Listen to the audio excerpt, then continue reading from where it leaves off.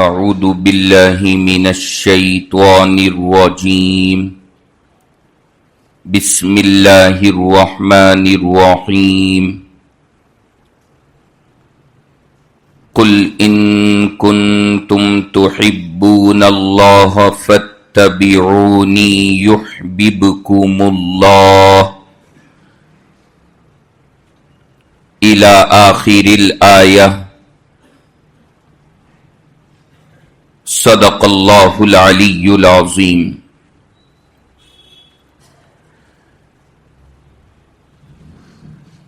اس وقت الحمدللہ تفسیر قرآن پاک کا جو درس کا ہمارا سلسلہ جاری ہے،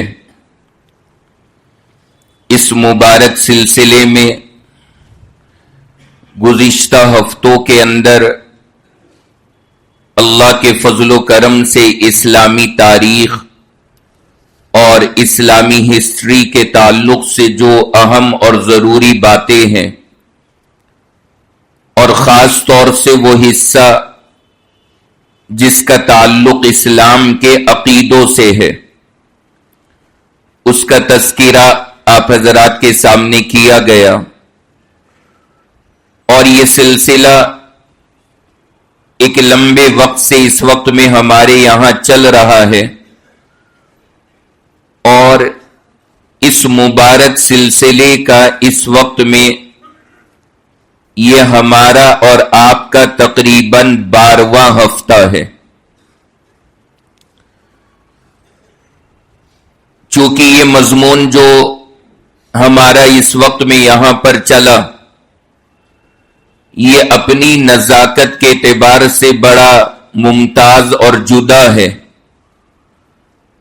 اور اس مضمون کو سن کر کے آپ نے خود بھی اندازہ لگایا ہوگا کہ موجودہ وقت میں اس بات کی اور اس مضمون کی مسلم معاشرے کو کس قدر کی ضرورت ہے،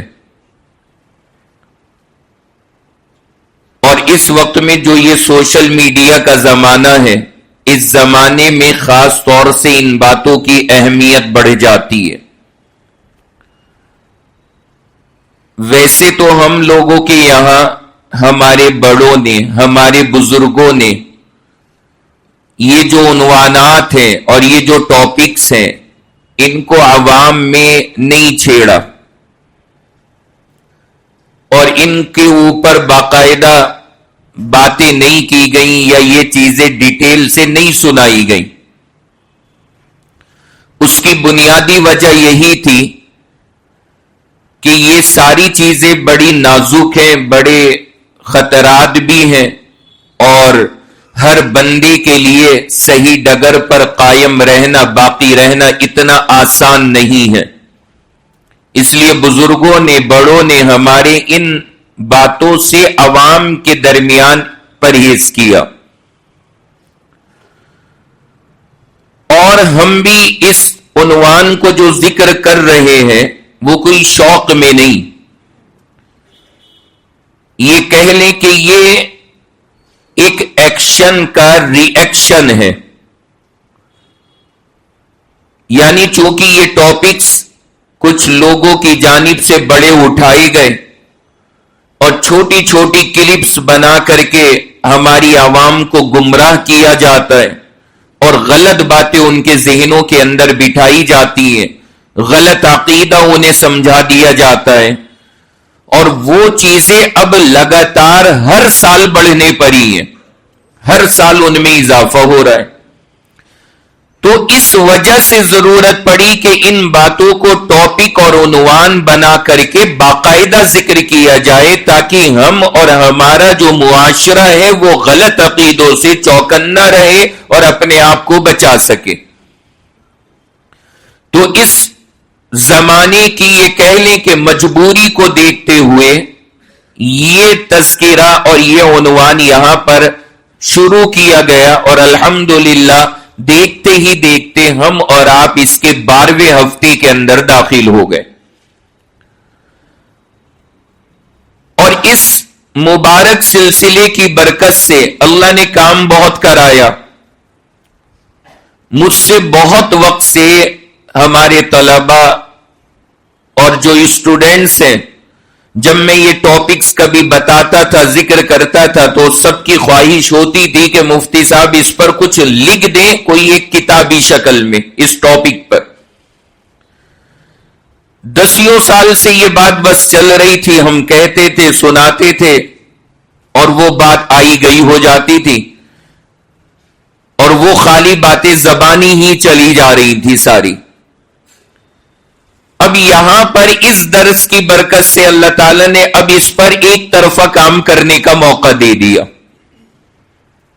اور الحمدللہ یہاں پر جو آپ درس یہ سن رہے ہیں، اس کا تو آپ کے سامنے یہ 12واں ہفتہ ہے، لیکن میرے پاس جو میں نے ساری اسلامک ہسٹری اس کے لیے پڑھی ہے، اس سے جو میں نے اپنے پاس نوٹس تیار کیے ہیں، وہ آج میں نے اس کے صفحات جو A4 سائز ہوتا ہے بڑا، اس کے اوپر دیکھا تو تقریباً 110 پیج تیار ہو چکے ہیں، جس کے اندر الحمدللہ یہ ساری باتیں پوری ڈیٹیل کے ساتھ میں آ گئی ہیں۔ بہت سی باتیں ایسی بھی ہیں جو بہت زیادہ گہری اور علمی تھی، مطلب بے انتہا والی، جو ہم نے یہاں سے روک بھی دی، وہ چیزیں بھی وہاں پر اس میں ایڈ ہیں اور وہ اس میں داخل ہیں۔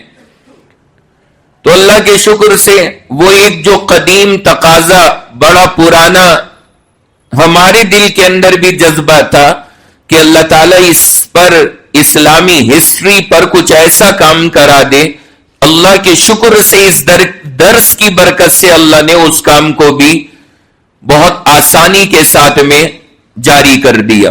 ادھر آپ کا درس چل رہا ہے، ادھر ماشاءاللہ اس کا کام بھی چل رہا ہے، تو اللہ نے چاہا جب ہم ادھر سے فارغ ہوں گے تو ادھر وہ اسلامی ہسٹری پر ایک کتاب جس کو آدمی پڑھ لے، کیونکہ ہزاروں پیج پڑھنے کسی کے لیے آسان نہیں ہے، کئی ہزار صفحات کا مطالعہ ہر کوئی نہیں کر سکتا، عام آدمی تو کیا عالم بھی ہر کوئی نہیں کر سکتا، ظاہر سی بات ہے وقت نہیں ہوتا ہر ایک کے پاس، موقع نہیں نکال پاتے، تو کم سے کم کوئی ایک ایسی چھوٹی چیز جس کے ذریعے آدمی پڑھ لے، ذہن صاف ہو جائے، تو اللہ کے شکر سے اس کی برکت سے اللہ نے وہ کام بھی کرا دیا۔ تو انشاءاللہ ادھر یہ ٹاپک پورا ہوگا، اللہ نے چاہا ادھر وہ ہماری کتابی شکل بھی مکمل ہو جائے گی انشاءاللہ۔ آپ سب کی توجہات کی یہ برکات ہے، اللہ نے اپنے فضل سے یہ کام کرایا۔ پچھلے ہفتے آپ سب کے سامنے ہم نے ایک مسئلہ شروع کیا تھا، اس وقت میں جو ہمارا چیپٹر چل رہا ہے وہ سن 40 یعنی 41 سے لے کر 60 تک جو حضرت امیر معاویہ کی حکومت رہی، اور حضرت امیر معاویہ پر جو لوگوں نے اعتراضات کیے، ان اعتراضات کو میں ذکر کر رہا ہوں اور اس کے جوابات آپ کے سامنے آ رہے ہیں۔ پچھلے ہفتے جو ہمارا کیس تھا وہ بات یہاں پر چل رہی تھی کہ سیدنا حضرت امیر معاویہ کے بارے میں کچھ حضرات نے یہ نقل کر دیا کہ وہ اپنی خلافت کے زمانے میں خود بھی اور اپنے تمام گورنروں کے ذریعے ممبروں سے حضرت علی کی برائیاں کرایا کرتے تھے۔ یہ میں نے آپ کے سامنے پچھلے ہفتے شروع کیا تھا، یاد آ رہا ہے؟ تو یہ مضمون ہمارا شروع ہوا ہے حضرت امیر معاویہ پر۔ میں نے اس کا جو پہلا پارٹ تھا اس کا جواب پچھلے ہی ہفتے دے دیا تھا کہ حضرت امیر معاویہ نے کبھی خود سے ایسا کام کیا ہو، اس کا ثبوت کہیں بھی کسی صحیح سند کے ساتھ میں نہیں ہے۔ جہاں تک حضرت امیر معاویہ کی خود کی بات ہے، ایسا کہیں نہیں ہے۔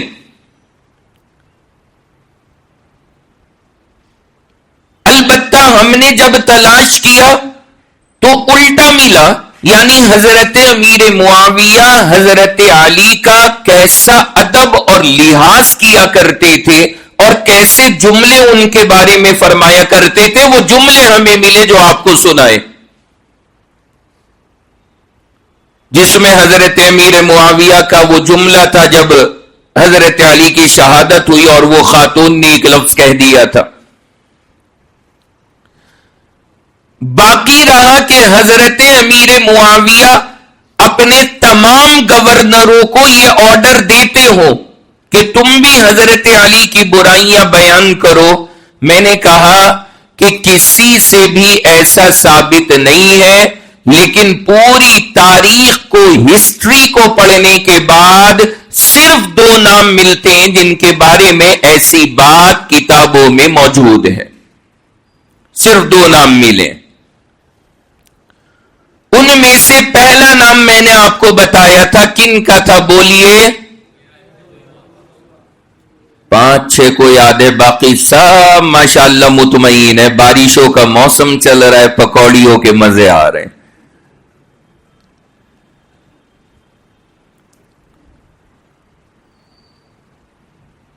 پہلا نام کیا تھا؟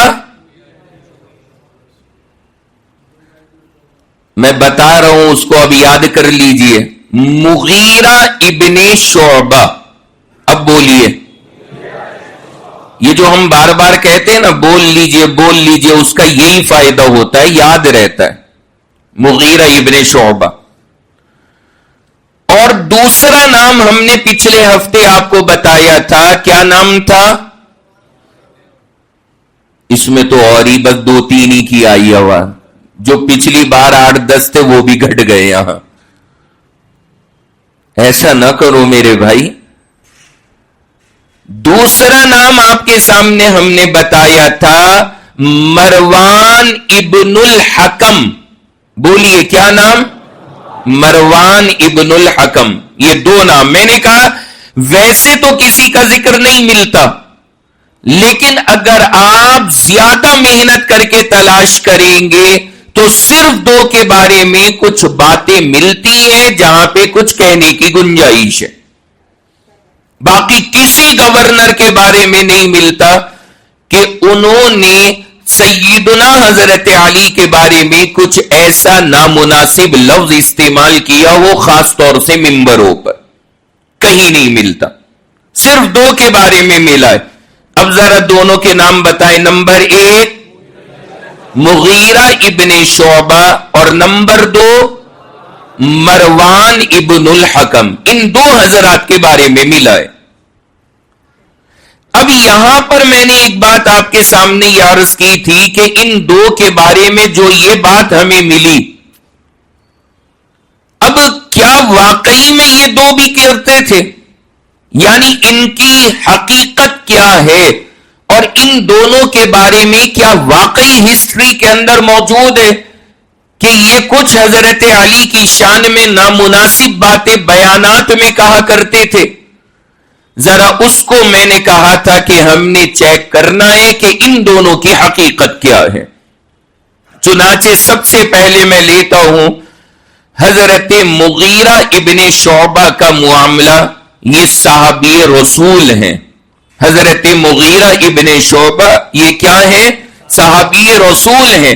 حضرت مغیرہ ابن شعبہ کا معمول کیا تھا اور کیا ان کے بارے میں تاریخ میں لکھا ہے؟ پہلے جو لکھا ہے میں پورا وہ آپ کو سنا رہا ہوں، پھر انشاءاللہ اس کی جو ساری ہجے ہیں وہ ہم بعد میں کریں گے۔ جو لکھا ہے پہلے وہ سنیے۔ ابن جریر الطبری اسلامی ہسٹری کے بڑے ماہر انسان ہیں، ان کی کتاب ہے اسلامک ہسٹری پر۔ اور ایک دوسرے ہیں ابن اسیر جزری، یہ 2 بڑے حضرات ہیں جنہوں نے اسلامک ہسٹری پر ان کی کتابیں موجود ہیں۔ یہاں پر بار بار مذاکرے کے اندر ان کا تذکرہ آتا ہے۔ تو ایک کتاب ہے الکامل ابن اسیر کی، انہوں نے اس میں حضرت مغیرہ ابن شعبہ کے بارے میں ایک بات نقل کی ہے۔ کیا بات ہے؟ اب وہ بات سنیے۔ اس اس بات کو سنانے سے پہلے میں ایک بات عرض کر دوں آپ سب کے سامنے. یہ سمجھنے والی بات ہے کہ جب بھی کوئی حدیث سنائی جاتی ہے اس حدیث کی پوری سند اللہ کے نبی تک ہوتی ہے. اس میں بیچ میں جتنے لوگ آئے ہیں ان سب کو چیک کیا جاتا ہے, انہیں ویریفائی کیا جاتا ہے, اور پھر اس حدیث کو صحیح یا ضعیف یا حسن وغیرہ کہا جاتا ہے, جو میں نے کئی سال پہلے آپ کو سمجھایا ہوا ہے. حدیث کے اندر یہ جو ہم اللہ کے نبی تک چین کو پہنچاتے ہیں اس کو بولا جاتا ہے سند. کیا بولتے ہیں؟ سند. حدیث کی سند. یعنی ہم نے یہ حدیث فلاں سے سنی, اس نے اس سے سنی, اس نے اس سے سنی, اس نے فلاں سے سنی, اس طرح کرتے کرتے جناب رسول اللہ صلی اللہ علیہ وسلم تک یہ پوری چین, پوری سند ویریفائی کی جاتی ہے. اگر یہ صحیح ہے, یعنی بیچ میں کوئی گڑبڑ انسان نہیں ہے, تو حدیث کو کیا کہا جاتا ہے؟ صحیح. یہ حدیث صحیح ہے. اور اگر بیچ میں گڑبڑ ہے تو جس لیول کی گڑبڑی ہے اتنا زیادہ حدیث کا معاملہ کمزور ہوتا جاتا ہے. اور اگر بہت ہی زیادہ کوئی فراڈی آدمی بیچ سند کے اندر آ گیا تو پھر حدیث کو رکھ دیا جاتا ہے ایک کیٹیگری میں جس کا نام ہے موضوع, یعنی من گھڑت فیک حدیث. اگر زیادہ ہی گڑبڑ ہے, گڑبڑی کا معیار ہے, تھوڑی گڑبڑی ہے تو وہ صحیح سے ہلکی سی نیچے ہوگی, زیادہ گڑبڑی ہے اور نیچے ہوگی, اور زیادہ گڑبڑی ہے نیچے جائے گی.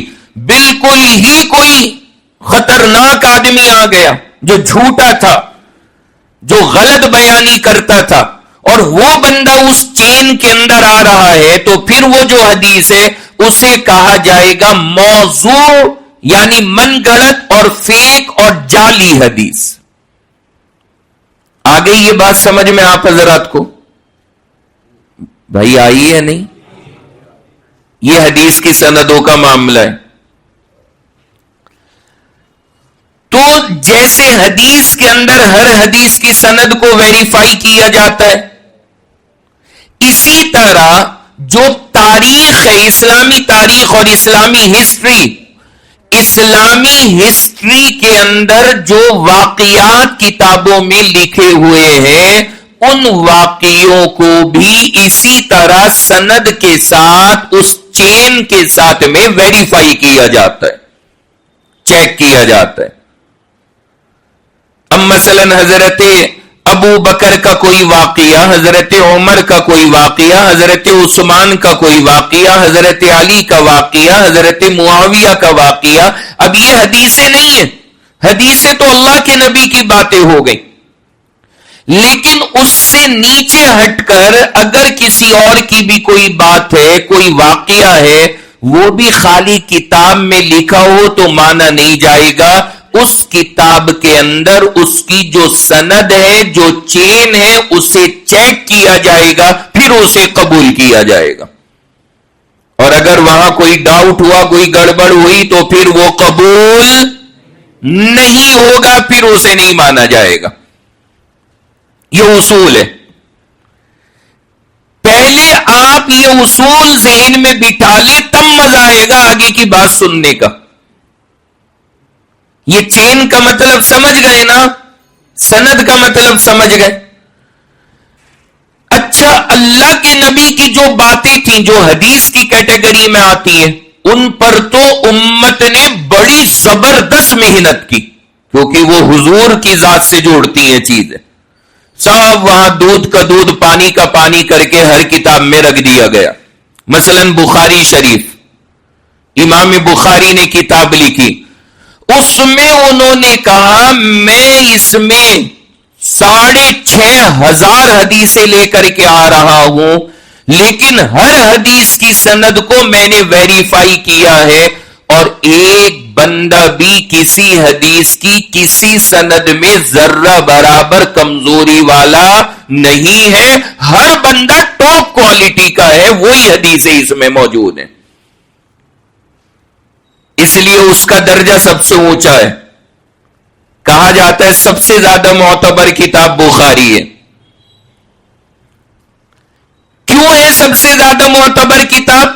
ورنہ حدیث کی کتابیں جو مشہور ہیں وہ تقریباً 6 ہیں, لیکن بخاری کو فرسٹ نمبر کیوں دیا گیا؟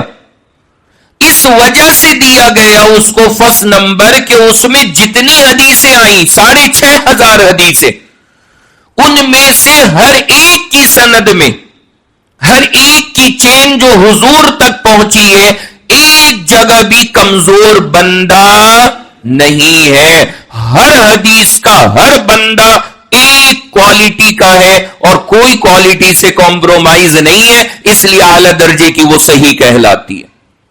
سب سے زیادہ معتبر کتاب.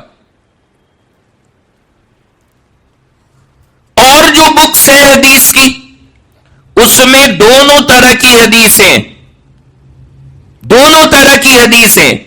کچھ بکس ایسی ہیں جس کے اندر اعلی کوالٹی والے بھی ہیں, کچھ اس سے نیچے والے بھی ہیں, اور کچھ ایسی ہیں جس میں کچھ کمزور والے بھی ہیں, ایسی بھی ہیں. تو اس حساب سے ان بکس کا درجہ قائم ہوتا ہے. تو اللہ کے نبی کے لیے تو بہت اہتمام کیا گیا ان سب چیزوں کا, لیکن ظاہر سی بات ہے اتنی توجہ ہر بات اور ہر واقعے کے لیے بعد میں پیش آنے والے پر نہیں کی جا سکتی تھی. جتنی محنت اور جتنا ایفرٹ اللہ کے نبی کی باتوں پر لگایا گیا. بعد میں کیا ہوا وہ ذرا سمجھنے والی بات ہے, اور اس کو یاد رکھیے گا کہ بعد میں جب صحابہ کے واقعات لکھے گئے, مثلا حضرت ابو بکر کا, حضرت عمر کا, عثمان و علی کا, حضرت معاویہ کے, حضرت حسن کے واقعات, تو سندیں اور وہ چین اس میں بھی لکھی گئی. لیکن اس میں کتاب لکھنے والوں نے کیا کیا؟ جو صحیح سندیں تھیں وہ بھی لکھ دی, اور جو غلط سندوں سے باتیں آئی تھی وہ بھی لکھ دی, اور ساری لکھ کر کے کتاب ہمارے حوالے کر دی. یعنی اب کتاب تم ہاتھ میں لو اور خود چھانٹ لو, جو صحیح ہو انہیں پڑھ لو, جو غلط ہو انہیں ایک طرف کو رکھ دو, اتنی زحمت اب تم کرو. رہا مسئلہ اللہ کے نبی کی احادیث کا, وہ ان کتاب لکھنے والوں نے خود کر کے دیا کہ ہاں یہ اس معیار کی ہے, یہ اس معیار کی ہے, یہ اس معیار کی ہے. لیکن بعد میں امت میں جو واقعات پیش آئے, ظاہر سی بات ہے اب ہر واقعے پر ایک بندہ اتنی محنت نہیں کر سکتا تھا. اس نے کسی صحابی کی زندگی کو لکھنا شروع کیا, اور اس کے بارے میں جو باتیں بھی اسے پہنچی اس نے ساری باتیں نقل کر دی. اب ہمارا کام کیا ہے؟ آج کے علماء کا کام کیا ہے؟ آج کے علماء کی ذمہ داری یہ ہے, اب آپ پڑھو ان ہسٹری کی کتابوں کو, اور ایک صحابی کے بارے میں جتنی باتیں وہاں لکھی ہیں ان سب کو دیکھو, اور پھر ان کی جو سندیں ہیں اب آپ اس پر محنت کرو اور چیک کرو کہ کون سی سند معتبر ہے اور کون سی غیر معتبر ہے, کون سی صحیح ہے اور کون سی غلط ہے. یہ کام اب اس امت کے علماء نے کرنا ہے, اور وہ الحمدللہ ہمارے مدارس میں ہو رہا ہے. کبھی آپ آئے میرے پاس میں, جو میں بار بار کہتا ہوں نا آئی سی یو میں لائیں, کبھی وہ آئی سی یو وارڈ کا معائنہ کریں آ کر کے, آپ کو ہم دکھائیں گے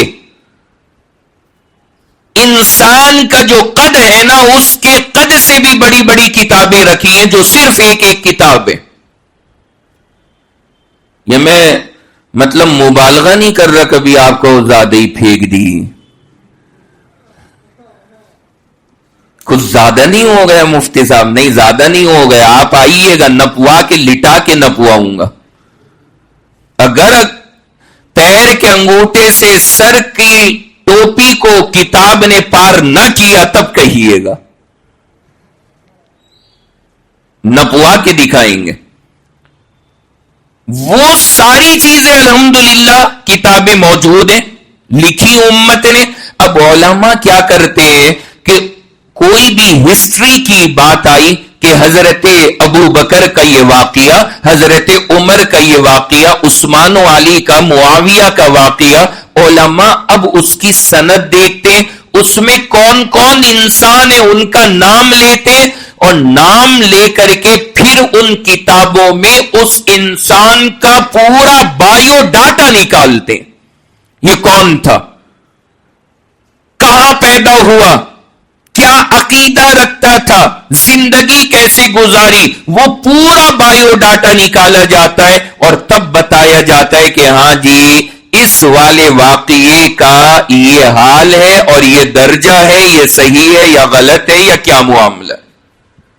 یہ کام ہوتا ہے.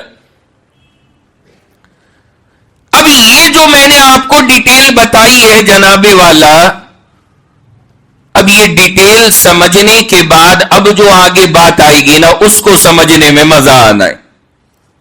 بھائی یہ اصول سمجھ گئے آپ سب، حدیثوں کا، اسلامک ہسٹری کا، اور میں نے تھوڑا سا فرق بھی بتایا کہ پیغمبر کی باتوں میں اور بعد کے واقعات میں نقل کرنے میں تھوڑا سا فرق ہے.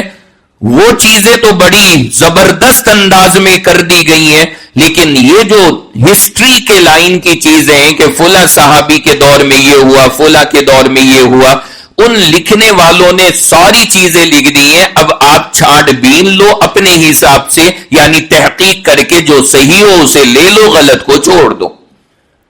انہوں نے کہا تمہارے حوالے یہ پورا گٹھری کو کر دیا، اب اپنے مطلب کے کپڑے چھانٹ لو، جو مطلب کے نہ ہو وہ کسی اور کے حوالے کر دو. یہ معاملہ ہے. اب آ جائیے واپس اپنے عنوان پر. میں تو یہ آپ کو ایک الگ ہی اس میں چلا گیا سمجھاتا. اصل بات ہماری کیا تھی، ہم چیک کرنے نکلے کس بات کو کہ کیا حضرت، بولیے نام، حضرت مغیرہ ابن شعبہ نے کیا واقعی حضرت علی کی برائیاں کی ہیں، اور کیا حضرت معاویہ نے حضرت مغیرہ کو حکم دیا ہے. یہ ہمیں چیک کرنا ہے. تو میں نے کتاب کا بھی نام بتا دیا اور لکھنے والے کا بھی بتا دیا. اب میں واقعہ سنا رہا ہوں، وہ واقعہ آپ حضرات سن لیجئے، پھر میں اس کی سند کی جو بات ہے نا وہ پھر آپ کے سامنے رکھوں گا. واقعہ سنیے. ایک شخص ہیں، وہ یہ کہتے ہیں کہ جب حضرت معاویہ نے کوفہ پر حضرت مغیرہ کو گورنر بنایا. اب سنیے گا واقعہ جو لکھا ہے کتابوں میں، اور کن کتابوں میں نے نام بتا دیے شروع میں آپ کے سامنے جب یہ ٹاپک شروع کیا. الکامل، اس کے اندر یہ واقعہ موجود کہ حضرت معاویہ نے جب حضرت مغیرہ کو گورنر بنایا کوفہ میں. کوفہ تو سینسٹیو علاقہ ہے نا، سمجھ رہے ہوں گے آپ حضرات. حضرت معاویہ کے دور میں کوفہ کی گورنری آسان کام نہیں ہے. کیوں؟ وجہ سمجھ رہے ہیں؟ ایسے مزہ نہیں آتا.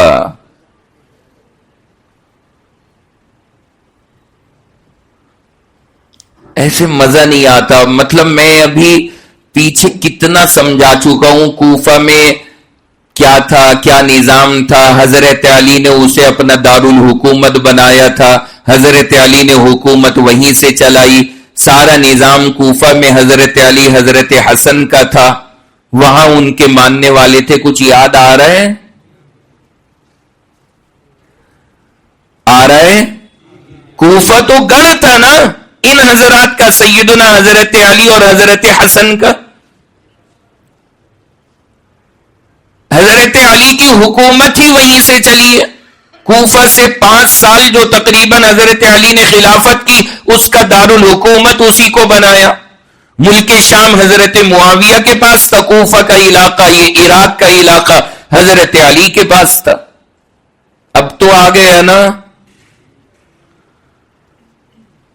یاد آنے پہ مجھے ایک بات یاد آئی، سن لیجئے۔ ایک بیوی نے اپنے شوہر سے کہا، بھی 2 ہی دن پہلے میں نے سوشل میڈیا پہ پڑھا، عجیب و غریب لوگ چیزیں لاتے ہیں۔ ایک بیوی اپنے شوہر سے کہتی ہے، میرے علاوہ آپ کتنی عورتوں سے محبت کرتے ہو؟ کتنی عورتوں سے؟ سوال بھی بڑا عجیب تھا، وہ بندہ بھی بڑا عجیب تھا۔ اس نے جواب میں کہا کہ جتنے میرے سر پہ بال ہیں نا، اتنی سے کرتا ہوں۔ یہ جملہ کہا اور چلا گیا۔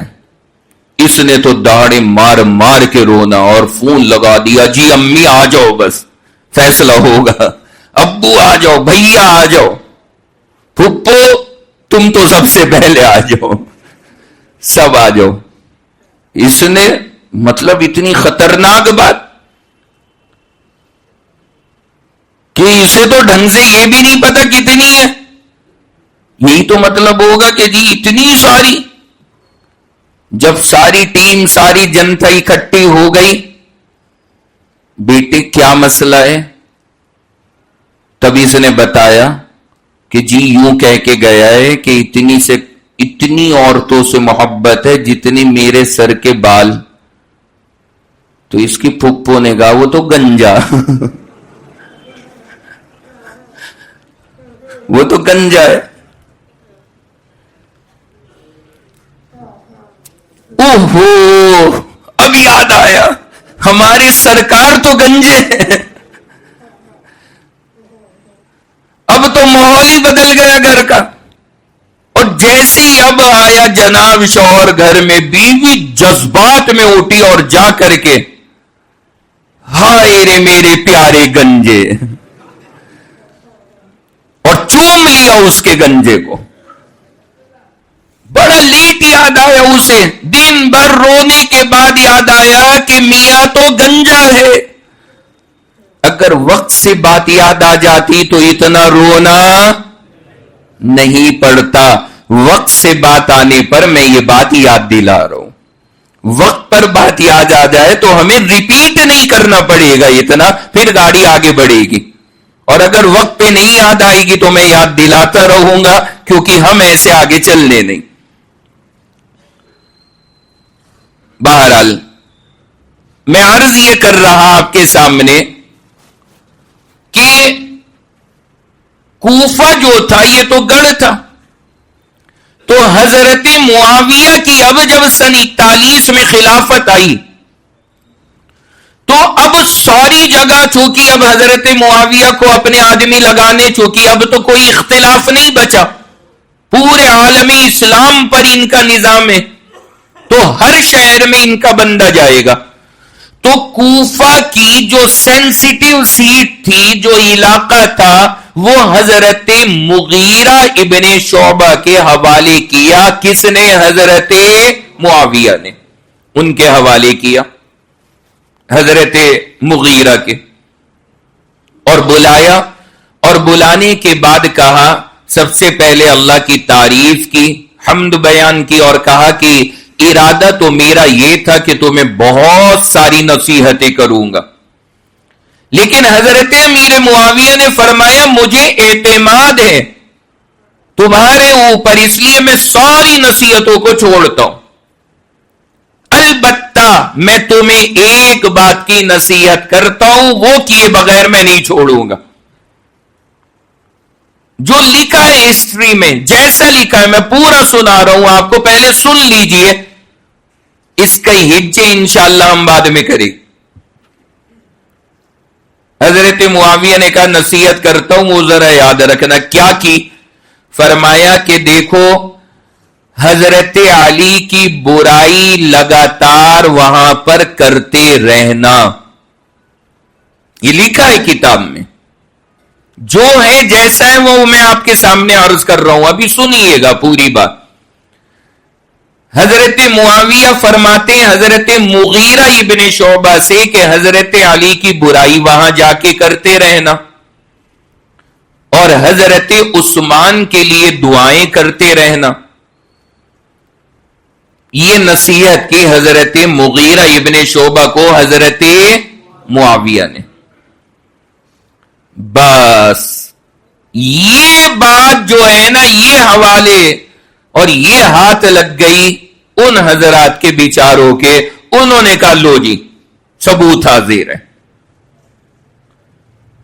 اور واقعی لکھا ہے، یہ میں نے آپ کو پڑھ کر کے سنایا ہے، یہ واقعی لکھا ہے. تو ظاہر سی بات ہے اس سے بڑی عید صحابہ کے دشمنوں کے لیے نہیں ہو سکتی کہ لو جی مل گئی بات ہمیں. اور کتنی بڑی بات ہے یہ، حضرت معاویہ اپنے گورنر کو باقاعدہ نصیحت فرما رہے ہیں کہ یہ کام نہ چھوڑنا، باقی تمہیں میں اور کوئی نصیحت نہیں کرتا ہوں، جاؤ اللہ حافظ. اور اس بات کو لے کر کے یہ ہنگامہ کیا گیا اور اتنا پیش کیا گیا کہ آپ تصور نہیں کر سکتے. اور یہ چیز مودودی صاحب، جن کا میں نے پچھلے ہفتے حوالہ دیا، انجینئر علی مرزا جیسے لوگ یہ ایسی باتوں کو لے کر کے اور بیٹھتے ہیں اور یوں کتابیں کھول کر کے دکھاتے ہیں کہ لو جی دیکھو یہ لکھا ہے. اب ہمارے لوگ سنتے ہیں کہ یار یہ تو کتاب بھی دکھا رہا، تو میں بھی بتا رہا ہوں کتاب میں ہے، لیکن خالی کتاب دکھانا کافی نہیں ہے، ابھی تو بہت کچھ دکھانا باقی ہے.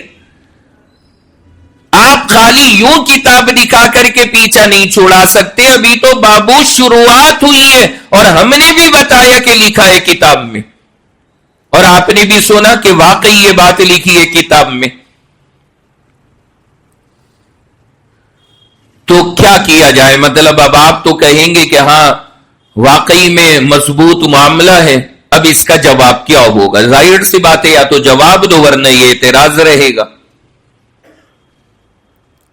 اب وہ جو میں نے آپ کو 15-20 منٹ اصول سمجھایا، وہ جو بنیاد سمجھائی، جو سند کے اوپر بات بتائی، اب آ جائیے اس والی فیلڈ میں. کیا ہے یہ جو واقعہ لکھا ہے کتاب کے اندر؟ اس واقعے کی جو سند ہے ذرا وہ سند سنیے اور ان بندوں کے نام یاد کیجئے، اور پھر ایک ایک کی ہسٹری میں آپ کو سنانے جا رہا ہوں، پھر آپ سند کا حال جان لیجئے گا کون کون اس کے اندر موجود ہیں. جس جگہ کا میں نے حوالہ بتایا، جس کتاب کا نام بتایا، رائٹر کا نام بتایا، اسی کتاب کے اندر یہ واقعہ لکھا ہے، لیکن سند اس کی یہ ہے. سب سے پہلے بندے ہیں، ان کا نام ہے ہشام. کیا نام بتایا؟ ہشام، پہلے بندے. دوسرے بندے ہیں، ان کا نام ہے ابو مخنف. اب ظاہر سی بات ہے یہ جو ابو کے ساتھ لفظ آتے ہیں یہ نام نہیں ہوتے، یہ کنیتیں ہوتی ہیں. ان کا اصل نام ہے لوط. حضرت لوط علیہ السلام یاد ہے؟ انہی کے نام پر ان کا نام ہے لوط. ہشام نے اس واقعے کو نقل کیا ہے لوط سے. لوط کے والد ہیں یحییٰ، لوط ابن یحییٰ سے. یہ چین میں عرض کر رہا ہوں آپ کے سامنے. اور پھر لوط ابن یحییٰ نے اس واقعے کو 4 لوگوں سے نقل کیا ہے، 4 لوگوں سے. ان میں نمبر 1 پہلا نام ہے مجالد. بولیے نام کیا؟ مجالد. دوسرا نام ہے ثقعب. ہاں نیند بھاگ جائے گی انشاءاللہ. دوسرا نام ثقعب. ابھی بول لیجئے، چاہے بھول جانا بعد میں، کیونکہ ان کے نام یاد رکھنے کی کوئی فضیلت نہیں ہے. ابھی پہلے ان کے کرتوت تک سن لیجئے، پھر آگے آپ کی مرضی. تیسرا بندہ جس سے لوط ابن یحییٰ نے یہ واقعہ سنا، تیسرے کا نام ہے فضیل.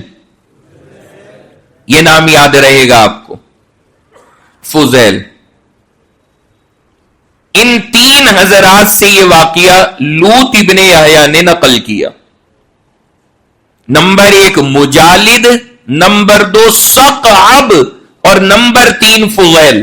ان تین سے لوط ابن یحییٰ اس واقعے کو نقل کرتے. یہ ہے اس کی چین کا معاملہ. تو سب سے پہلے کون ہے نقل کرنے والے؟ ہشام. ہشام نے اس واقعے کو نقل کیا لوط ابن یحییٰ سے. لوط ابن یحییٰ نے اس واقعے کو نقل کیا 4 لوگوں سے. 4 نہیں 3 نام میں نے بتائے، 3 لوگوں سے. کون کون؟ مجالد، فضیل اور ثقعب. بھائی یاد ہو گئی سند؟ اسے سند کہتے ہیں. ذرا سنائیے مجھے. سب سے پہلے کون ہے سنانے والے؟ ہشام. ہشام نے کس سے نقل کیا؟ لوط ابن یحییٰ سے. اور لوط نے کتنے لوگوں سے؟ 3 لوگوں سے نقل کیا. نمبر 1 مجالد، نمبر 2 ثقعب، اور نمبر 3 فضیل. ان 3 حضرات سے. اب ذرا ان کا بایو ڈاٹا سنیے. الحمدللہ ساری کتابیں موجود ہیں، ایک ایک بندے کی ساری ہسٹری کتابوں میں لکھی ہے. اس میں جو سب سے پہلا انسان ہے کون؟ ہشام. کیونکہ یہ جو واقعہ نقل کر رہے ہیں کہ حضرت امیر معاویہ نے بلایا مغیرہ ابن شعبہ کو اور انہیں یہ کہا کہ میں تمہیں گورنر بنا کے بھیج رہا ہوں اور وہاں نصیحت کر رہا ہوں کہ جا کے برائیاں کرتے رہنا حضرت علی کی. تو یہ بات کیا واقعی میں حضرت معاویہ نے کہی بھی ہے یا نہیں کہی ہے؟ یہ پتہ کیسے لگے گا؟ یہ پتہ لگے گا اس سند کو چیک کر کے. اس سند کا معاملہ کیا ہے؟ اس لیے میں نے یہ پوری سند آپ کو سنا دی، یاد کروا دی. تو سب سے پہلا بندہ کون ہے یہاں پر؟ ہشام. اس کے بارے میں ذرا سنیے اس بندے کی حالت کیا ہے. ان کے بارے میں محدثین نے فرمایا، ابن عساکر ایک بڑے محدث گزرے، وہ فرماتے ہیں اس کے بارے میں رافضی لیس بثقۃ. فرمایا یہ عقیدے کے اعتبار سے پکا رافضی شیعہ ہے اور یہ ذرہ برابر بھروسے کے لائق نہیں ہے. ابن عساکر کا جملہ. پہلے بندے کے بارے میں ہشام. حافظ ابن حجر حدیث کے بڑے امام ہیں، وہ لکھتے ہیں کہ شیعوں میں ایک فرقہ ہے امامیہ جو 12 امام کو مانتے. فرمایا کہ اس کا تعلق اس فرقے کے ساتھ تھا. کس کا تعلق؟ ہشام کا تعلق. یہاں تو حضرت ہشام ہی بڑے ڈاؤٹ فل نکل آئے پہلے والے، آگے کا تو اللہ ہی مالک ہے. ابھی تو یہ پہلا پتہ کھل رہا ہے. وہی انہی کی کمپنی کا آدمی نکل آیا. یہ کون ہے ہشام؟ دوسرے راوی ہیں اس کے لوط ابن یحییٰ. کیا نام؟ لوط ابن یحییٰ. ان کے بارے میں حافظ ابن عدی بڑے حدیث کے امام ہیں، انہوں نے تو عجیب جملہ نقل کیا. فرمایا شیعی محترق صاحب اخبارہم. یہ بڑا جلا بھونا شیعہ تھا. کیا ایسے جملے یہ حضرات بولتے نہیں ہیں، لیکن اس کے بارے میں پڑھ کر کے حیران. فرمایا انہوں نے کتاب کے اندر یہ بندہ معمولی نہیں ہے، لوط ابن یحییٰ یہ بڑا جلا بھونا شیعہ تھا، یعنی پورا فرائی ہو چکا تھا. یہ لیجئے جناب والا، یہ لوط صاحب کا حال ہے، سیکنڈ نمبر کے آدمی. ان کی کیفیت یہ نکل کر آپ کے سامنے آئی. پھر لوط نے اس کو نقل کیا 3 لوگوں سے. اس میں سب سے پہلا ہے مجالد.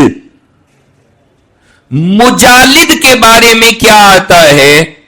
مجالد ایسا بندہ ہے کہ حدیث کے جتنے بھی امام ہیں ان سب نے مجالد کو کمزور اور ضعیف قرار دیا ہے.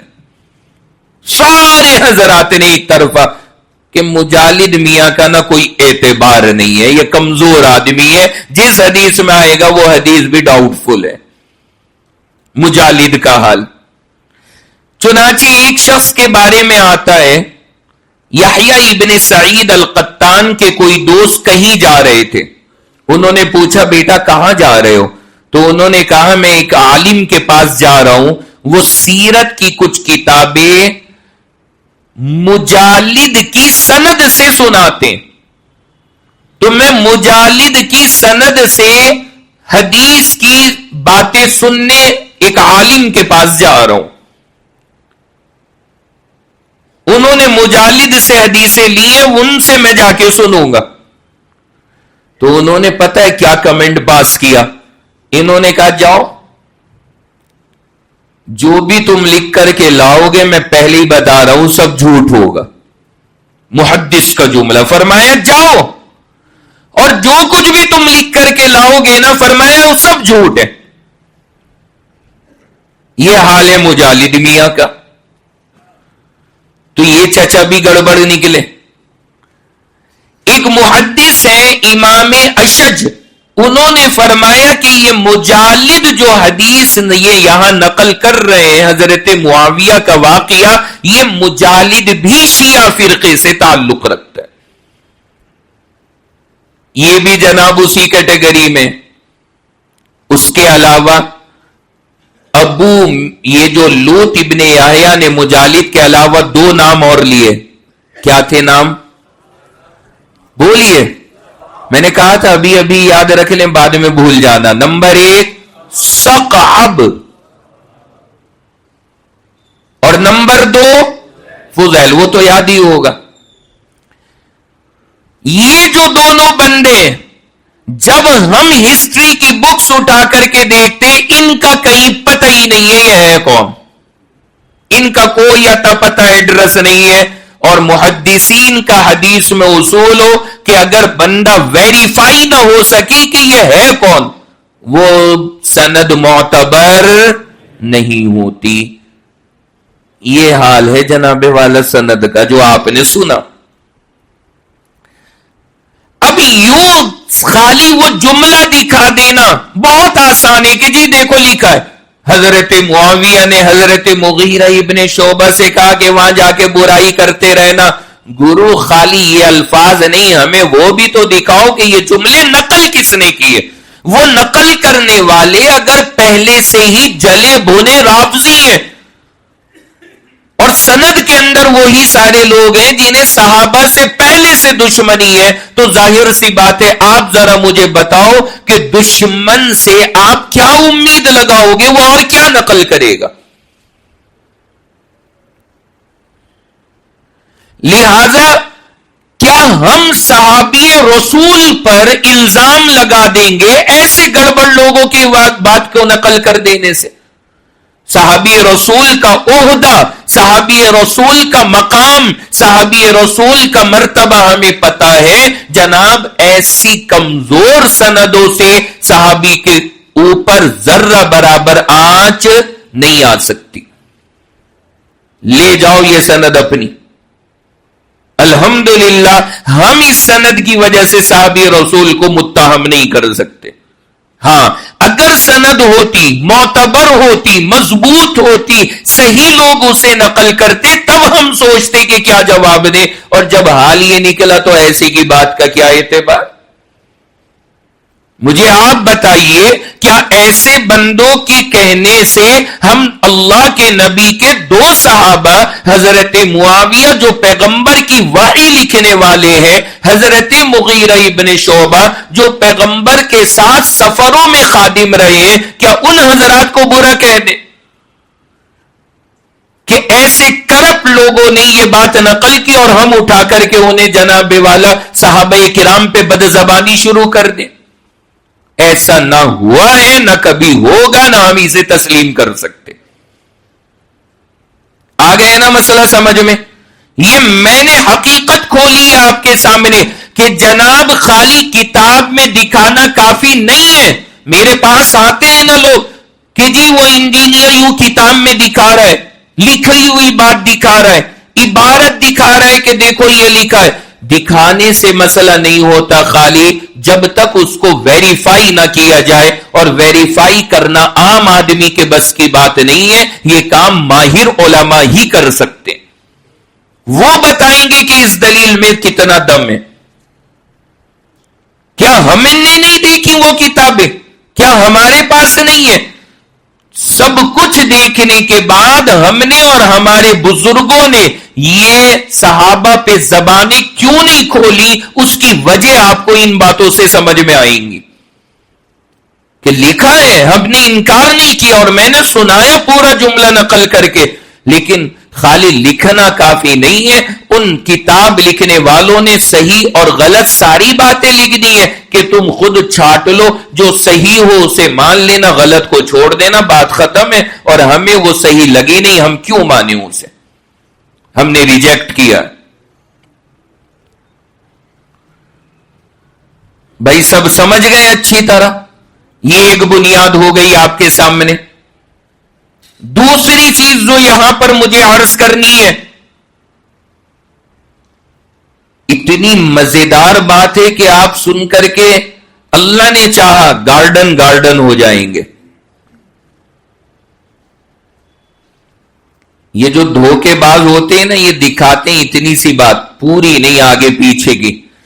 جس پیج پر یہ بات نقل کی ہے اسی پیج پر اسی کتاب کے اندر آگے خود لکھا ہے کہ حضرت مغیرہ آخر وہ برائی جو کرتے تھے ممبروں پہ تو کیا کہتے تھے, وہ الفاظ آگے انہوں نے خود نے لکھ دی ہیں. ذرا وہ سن لیجئے, مزہ نہ آئے تو قیمت واپس آپ کے وقت کی.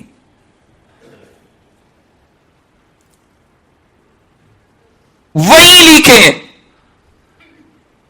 اور جب میں یہ دیکھ رہا تھا, ایک طالب علم کو, ایک اسٹوڈنٹ کو میں نے ساتھ میں لگایا ہوا تھا, تو جب یہ پوائنٹ میں نے نکالا اور لکھوایا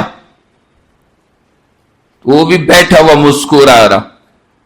میں نے کہا کیا ہوا؟ کہتا ہے کہ جی حیرت ہو رہی ہے کہ دھوکہ کس لیول کا چل رہا ہے.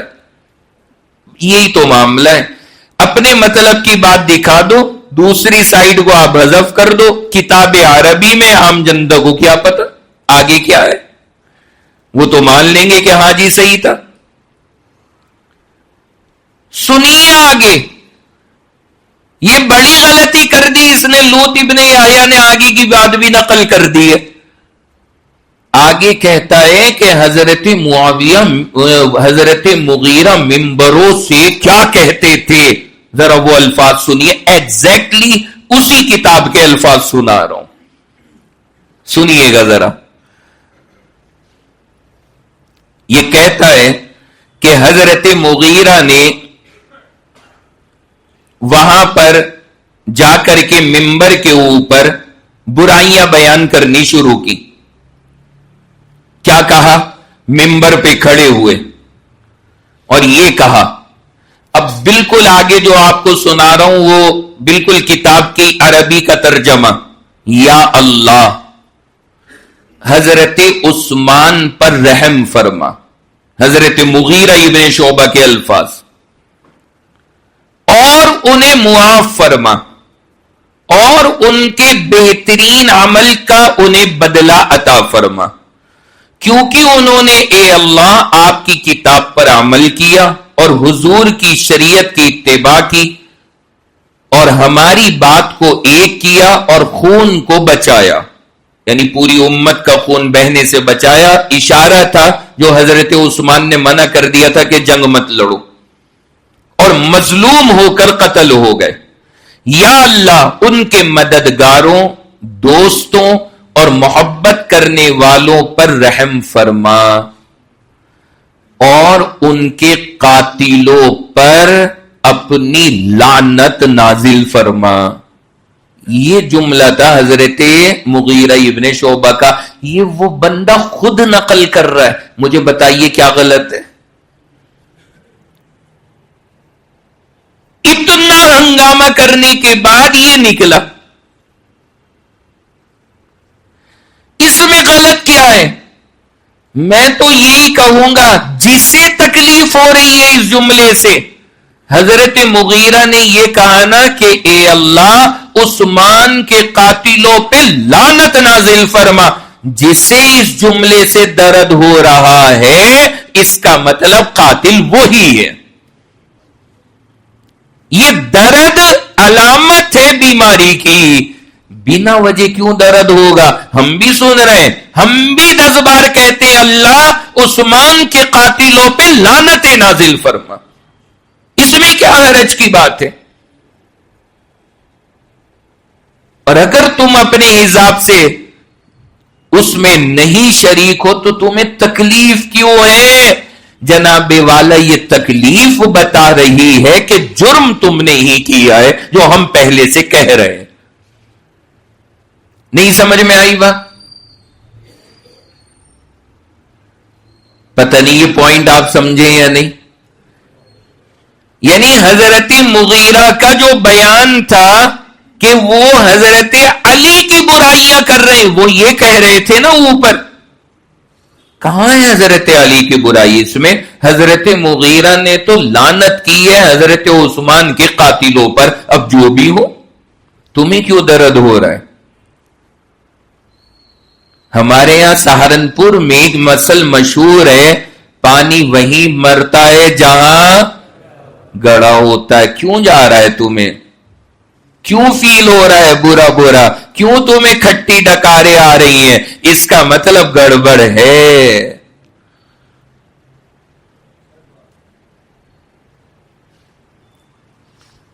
جناب والا یہ کوئی معمولی چیز نہیں ہے، اور یہ اتنی اہم بات ہے اس نے خود آگے چل کے یہ بات کھول کر کے رکھ دی کہ جی یوں برائیاں کرتے تھے.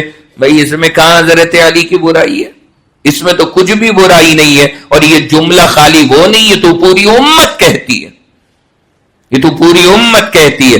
لیکن ہم نے آپ کو شروع دن سے سمجھایا کہ سیدنا عثمان کے قتل کرنے والے نام حضرت علی کی محبت کا لیتے تھے، لیکن حضرت علی ان کی ذرہ برابر پشت پناہی نہیں فرماتے تھے، اور حضرت علی انہیں کچھ سپورٹ نہیں کرتے تھے، بلکہ حضرت علی نے انہیں بعد میں سزائیں دی جنہوں نے ان کے بارے میں ایسی ایسی باتیں کہی تھیں.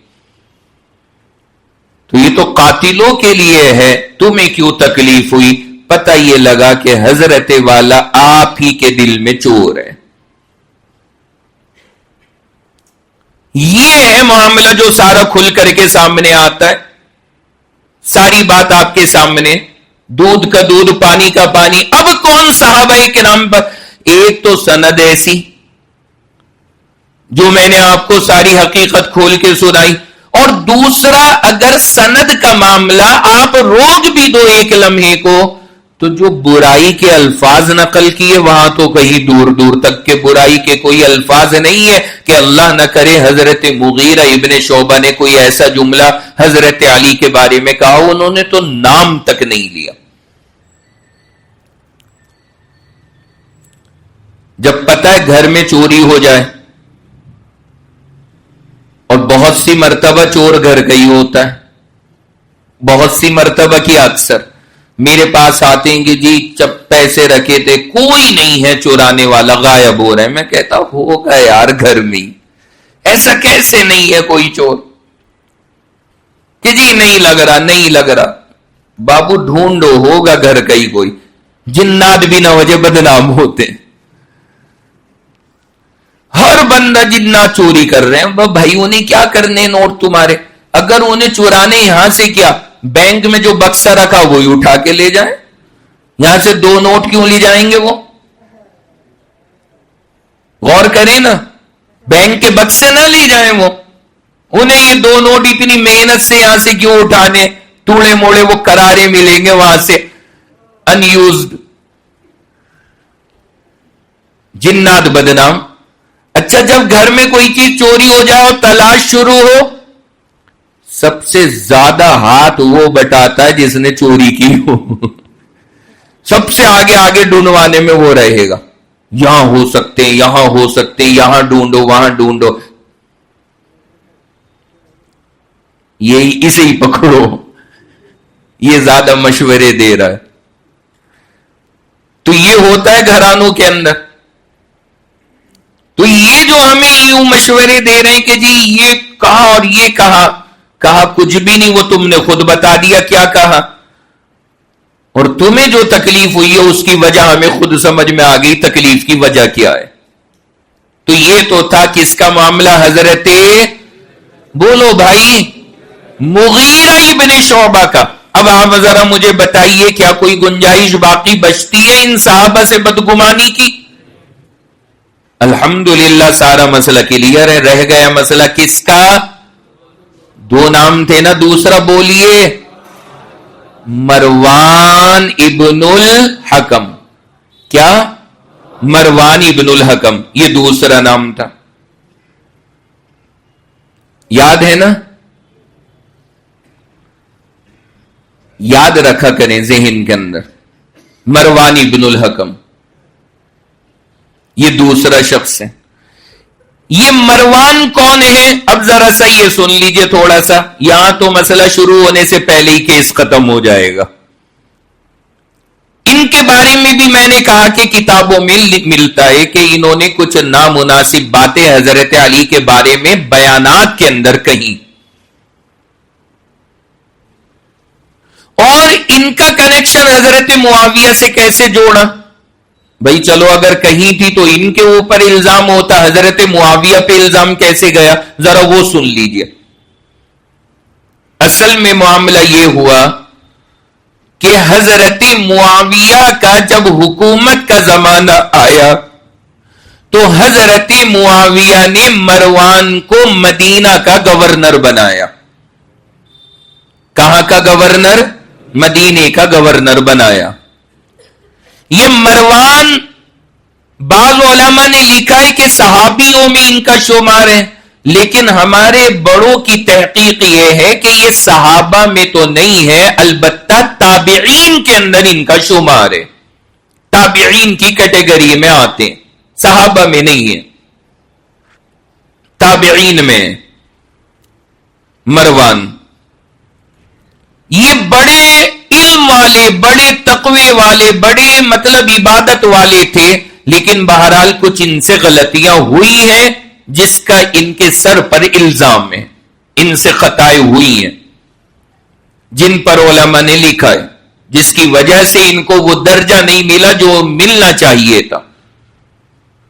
ان کے بارے میں آتا ہے، مروان کے بارے میں، کہ یہ حضرت علی کی شان میں گستاخی کے الفاظ کہہ دیتے تھے اپنے بیانات میں، ان کے بارے میں آتا ہے۔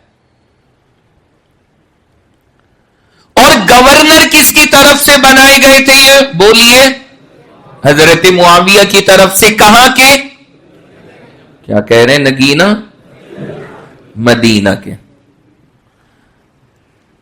مدینہ کے گورنر تھے۔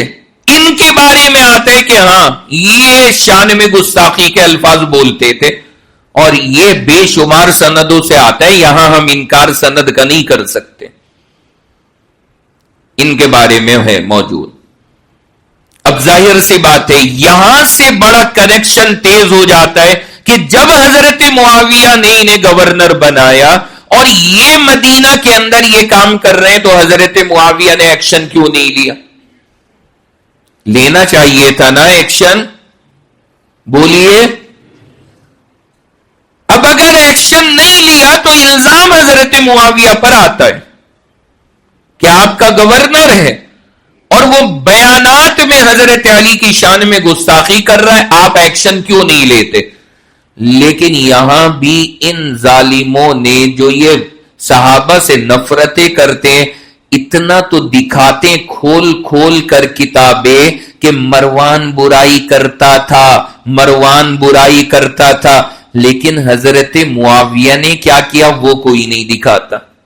وہ میں سناؤں گا آج انشاءاللہ، حضرت امیر معاویہ کا معاملہ۔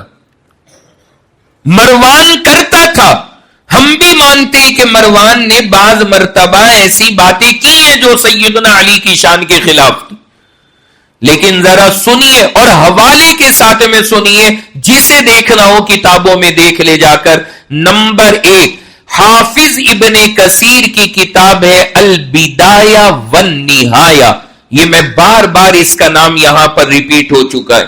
اس میں کیا بات لکھی ہے کہ وفیہا ای فی سنۃ 49 کہ سن 49 ہجری میں عزل معاویۃ مروان عن المدینہ وولی علیہا سعید بن العاص، حضرت معاویہ نے مروان کو مدینہ کی گورنری سے ہٹا دیا اور حضرت سعید ابن العاص کو مدینہ کا گورنر طے فرمایا۔ لیا یا نہیں ایکشن؟ انہوں نے غلط جملے بولے، حضرت معاویہ نے انہیں عہدے سے ہٹایا، گورنری سے معزول کر دیا۔ اور کیا چاہتے ہو حضرت امیر معاویہ سے؟ یہاں پر اب ظاہر سی بات ہے حضرت معاویہ پر الزام نہیں آتا، وہ جو کر سکتے تھے وہ عمل انہوں نے فرمایا ہے۔ سن لیا آپ سب حضرات نے؟ اچھا، کس کو بنایا؟ سعید ابن العاص کو۔ کچھ یاد آیا آپ کو؟ کچھ ہلکا ہلکا میموری میں؟ یہ سعید ابن العاص کون ہے؟ کہاں ذکر آیا ان کا؟ ذرا کوئی بتائے گا۔ ہاں کیا بولیے؟ ہاں دیکھیں، یہ ایک دو بندوں نے فرض کفایہ ادا کیا پوری قوم کی طرف سے، جو کہ ہم نہیں چاہتے۔ ہم چاہتے ہیں ہر بندہ شریک ہو۔ یہ سعید ابن العاص وہ ہے، حضرت حسین نے جنازہ پڑھوایا تھا ان سے، کن کا؟ حضرت حسن کا، ان کا جنازہ انہوں نے پڑھایا۔ تو سیدنا حضرت امیر معاویہ نے ہٹایا مروان کو اور ان کی جگہ پر انہیں وہاں پر ذمہ داری عطا فرمائی ان کے اس حرکت کی وجہ سے۔ نمبر 2، دوسرا حوالہ حافظ ذہبی، ان کی کتاب ہے سیر اعلام النبلاء، اس میں لکھا ہے کان مروان یسب علی، مروان حضرت علی کی برائی کرتے تھے، فعزل بسعید بن العاص فکان لا یسبہ، تو حضرت معاویہ نے انہیں ہٹایا، سعید ابن العاص کو وہاں کا گورنر بنایا، اور سعید ابن العاص نے کبھی بھی پھر حضرت علی کی شان میں کوئی گستاخی نہیں فرمائی۔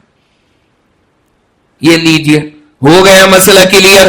مجھے یہ جواب دیجئے کہ اب مروان والے میٹر سے کیا حضرت امیر معاویہ پر کوئی الزام آتا ہے؟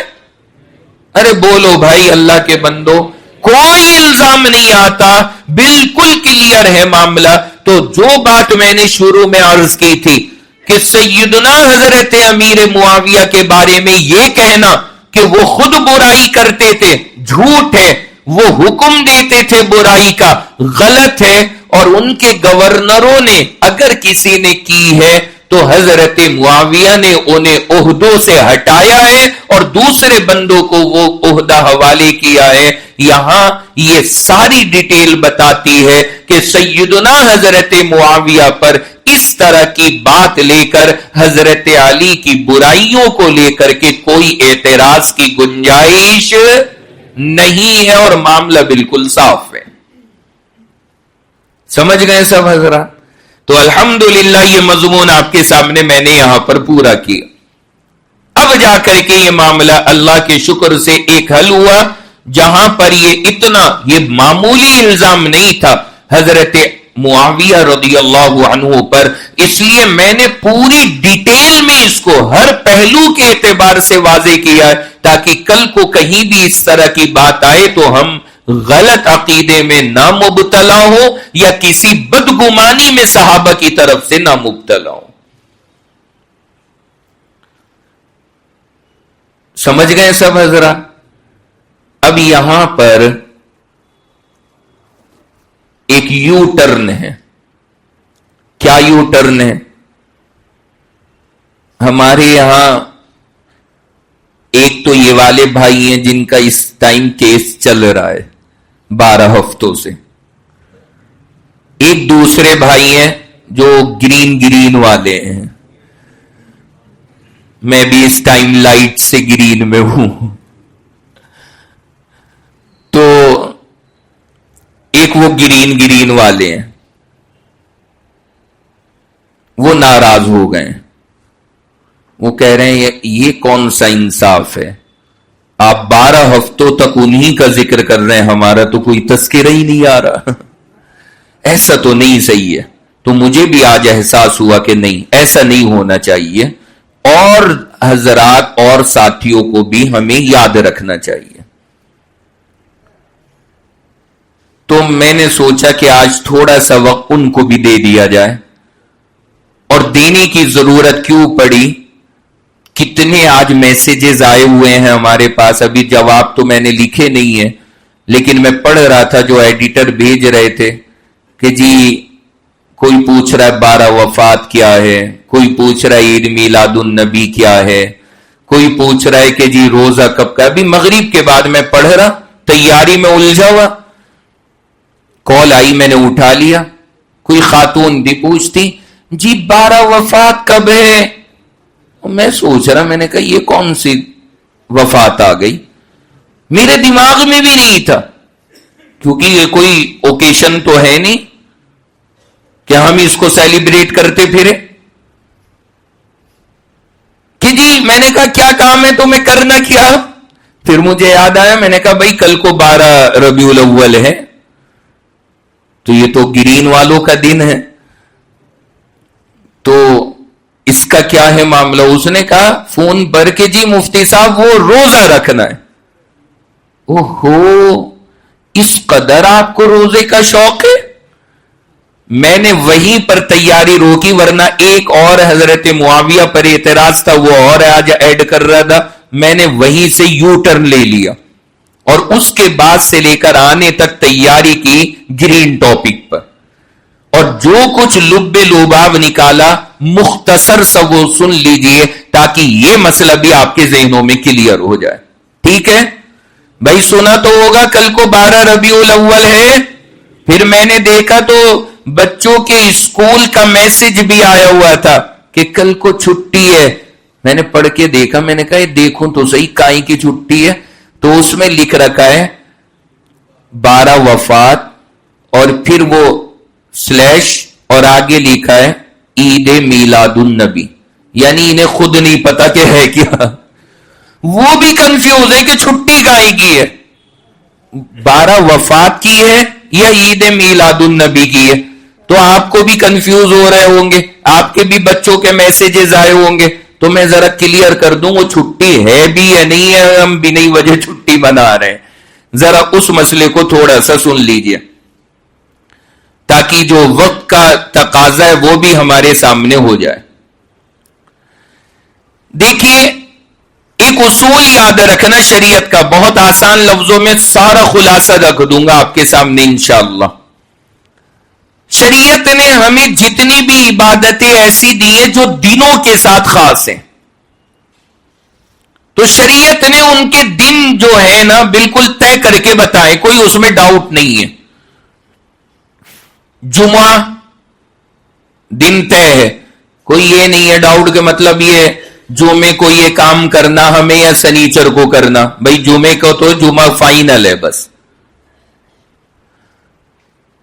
حج دن کی عبادتیں، یعنی یہ ایک اسپیشل ایام کی ہیں، تو اس کے دن طے ہیں کہ 5 دن ہیں، 8 سے لے کر 12 تک اس کے دن ہیں ذی الحجہ کے،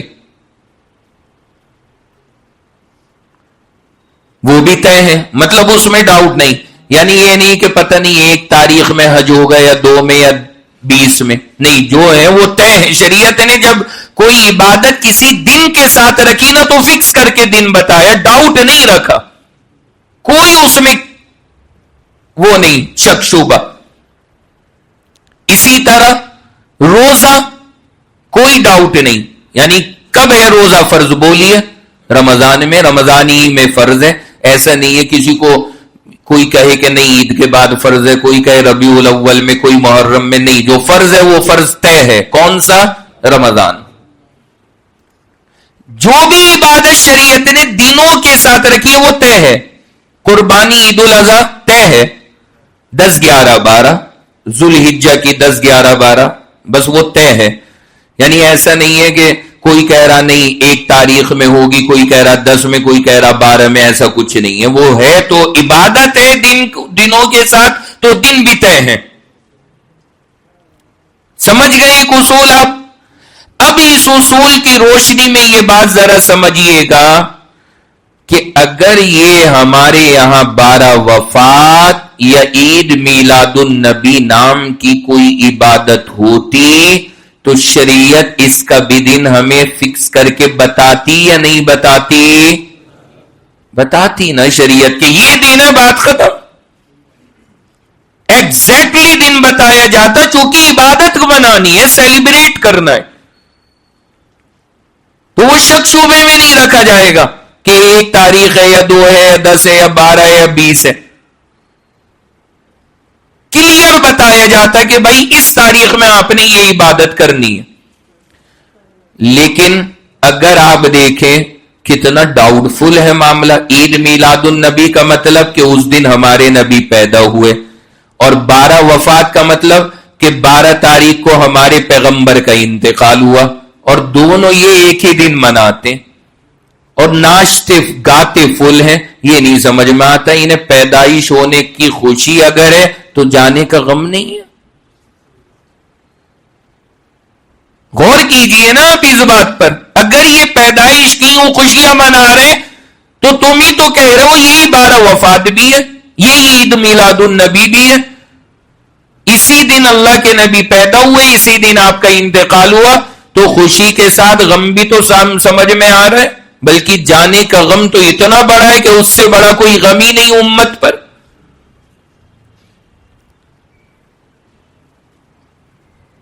لیکن دن کون سا ہے حضور کی ولادت کا؟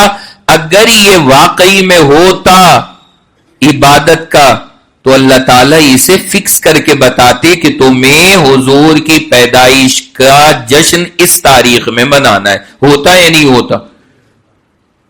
جیسے عید طے ہے, جیسے بقرعید طے ہے, جیسے رمضان طے ہے, حج طے ہے, روزے طے ہیں, یہ بھی تو طے ہوتا.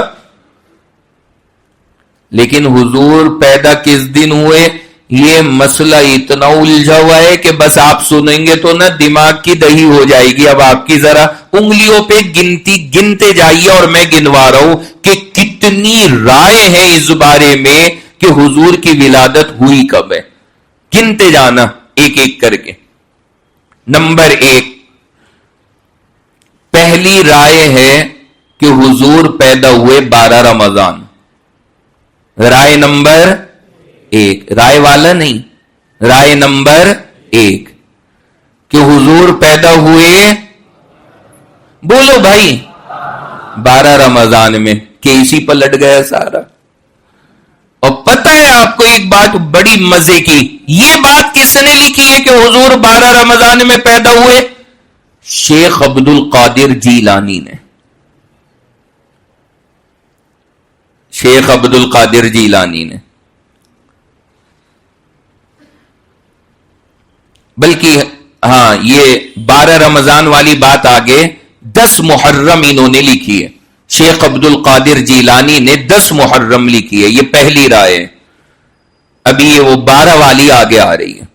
تو شیخ عبد القادر جیلانی کی رائے ہے کہ حضور کی پیدائش ہوئی کون سی تاریخ؟ 10 محرم. اور پتہ ہے شیخ عبد القادر جیلانی ہمارے ہاں تو اللہ کے ایک بزرگ ہیں, ولی ہیں, جیسے سارے بزرگ ہوتے ہیں. لیکن گرین والوں کے یہاں ان کے جو امام ہیں مولانا احمد رضا خان صاحب بریلوی, وہ لکھتے ہیں شیخ عبد القادر جیلانی کے بارے میں کہ پیرانے پیر سے نہ کوئی چیز چھپی ہوئی نہیں ہے, اور ان کی آنکھ ہر ٹائم لوح محفوظ میں لگی رہتی ہے. یہ خان صاحب نے لکھا ہے. کس کے بارے میں؟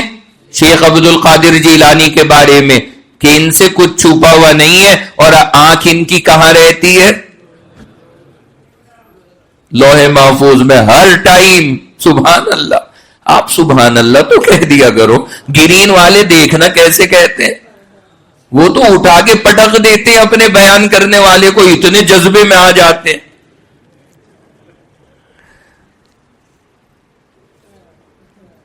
تو شیخ عبد القادر جیلانی کہہ رہے 10 محرم، اور ان کے بارے میں اعلی حضرت فرما رہے ہیں کہ ان کی نگاہ لوح محفوظ میں جمی ہوئی ہے. تو میرے خیال سے پھر ان سے زیادہ صحیح بات تو کسی کی ہو نہیں سکتی. کیا لگتا ہے آپ کو؟ تو یہ تو سارے بھی نہیں وجہ منا رہے ہیں جو کل 12 کو کر رہے ہیں. صحیح معنی میں اگر شیخ عبد القادر جیلانی کا وہی مقام ہے جو تم بتاتے ہو، تو پھر تو 10 محرم کو ہی عید میلاد النبی منانی چاہیے. نہیں سمجھ رہے؟ اور یا تو پھر وہ جو لوح محفوظ والی بات ہے وہ غلط ہے. پھر کیا دیکھ رہے ہیں وہ اگر ڈیٹ ہی نہیں صحیح پتہ لگ رہی؟ نہیں سمجھے؟ ہمارے یہاں ان کا کوئی ایسا مرتبہ نہیں ہے کہ جی لوح محفوظ دیکھ رہے ہیں، یہ تو نبی بھی نہیں دیکھتے، بزرگ تو کیا دیکھیں گے؟ وہ تو اللہ کا خاص علم ہے. اللہ اس سے اپنے نبیوں کو جتنا چاہتا ہے بتاتا ہے، وہ اللہ کی مرضی ہے. تو سب سے پہلے تو ان کی رائے آ گئی ہے 10. اس کے بعد نمبر 2 12 رمضان. اس کے بعد ہے اگلی 1 ربیع الاول. کتنی ہو گئی؟ گنتے رہیے گا. 1 ربیع الاول. یہ عید میں اختلاف ہے. عید کون سی تاریخ کو ہے عید میلاد؟ یعنی یا تو 10 محرم یا 12 رمضان یا 1 ربیع الاول. اس کے بعد اگلی رائے ہے کتابوں میں 2 ربیع الاول. کتنی ہو گئی؟ 4. پھر اگلی ہے 8 ربیع الاول. کتنی ہو گئی؟ 5. پھر اگلی ہے 9 ربیع الاول. اگلی ہے 10 ربیع الاول. اگلی ہے 12 ربیع الاول. اور یہ 8 رائے ہیں کس بارے میں کہ عید کب ہے. یار ایسی عید ہوگی؟ یعنی وہ کہہ رہا جی اس تاریخ میں، وہ کہہ رہا اس تاریخ میں، وہ کہہ رہا اس تاریخ میں، ایسی عید منائی جائے گی؟ اللہ نے ہمیں کوئی سی عبادت دی ہے ایسی جس میں یوں جھگڑے ہو؟ عید ہے تو 1 شوال کو ہے، رمضان کے اگلے دن ہے، اور پوری دنیا کے نزدیک ہے، کوئی جھگڑا ہی نہیں. ہاں اس میں تو ہو سکتا ہے کہ چاند ہوا یا نہیں ہوا، لیکن تاریخ تو طے ہے. بقرعید کی تاریخ طے ہے، جمعہ کی فضیلت طے ہے، رمضان کی تاریخ طے ہے، سب طے ہیں. عبادتوں کے لیے تو سب طے ہوتا. اور یہاں کتنا لفڑا ہے؟ 8 عیدیں. یا تو 8 مناؤ. مزہ تو جب ہے تو کیا پتا کون سے میں ہو اور وہ ہماری مس ہو جائے. ہم کیک یہاں کاٹ رہے ہیں، پتہ لگا وہ ہو گئی 1 دن پہلے. یہ تو غلط ہو گیا. یا تو 8 کی 8 سیلیبریٹ کریں دبا کے. اس سے سمجھ میں آتا ہے یہ کوئی ہمارے ہاں اوکیشن اور تہوار نہیں ہے. ہوتا تو دن طے ہوتا. سب سے پہلی بات. سب سے پہلی بات. دوسری بات کہ خوشی کا کیا مطلب بنتا ہے وہ بات جواب دو. اسی دن تو تم کہہ رہے ہو وفات بھی ہے، تو پھر تو خوشی کا کوئی لاجک نہیں بنتا. بیتو کی بات ہے. کیا کوئی ان کے پاس دلیل بھی ہے؟ انہوں نے دلیل بھی دی ہے اور کہتے ہیں قرآن سے دلیل دیتے ہیں. اللہ اکبر. سن کے مزہ آیا. قرآن پاک میں عید میلاد النبی کی دلیل کہ یہ عید منانی چاہیے. کل کو ہے جناب والا، اگر یہ دلیل صحیح بیٹھ گئی تو شیر کے لیے دودھ لے کے جائیے گا. اگر یہ دلیل صحیح بیٹھ گئی، اور آ رہی ہے یہ دلیل قرآن پاک سے، بس فٹ ہو جائے اللہ کرے. مسئلہ سارا یہ ہے. کیا دلیل ہے ذرا سن لیجیے آپ. اللہ کا قرآن کہتا ہے قل بفضل اللہ وبرحمتہ فبذلک فلیفرحوا. اللہ تعالیٰ کہہ رہے ہیں قرآن پاک میں اللہ کی رحمتوں پر اور اللہ کے فضل پر خوش ہوا کرو. ہم نے کہا اور آگے کہ ہو گئی دلیل. یہ ہے قرآن پاک کی آیت. کہتے اس میں دلیل مل گئی. میں نے تو بہت غور سے دیکھا عید میلاد النبی کہاں ہے؟ اللہ نے فرمایا اللہ کے فضل اور رحمت پہ خوش ہوا کرو. حضور ہمارے لیے بہت بڑی رحمت ہے صلی اللہ علیہ وسلم, اور یقین مانیے بڑی خوشی ہے ہمیں.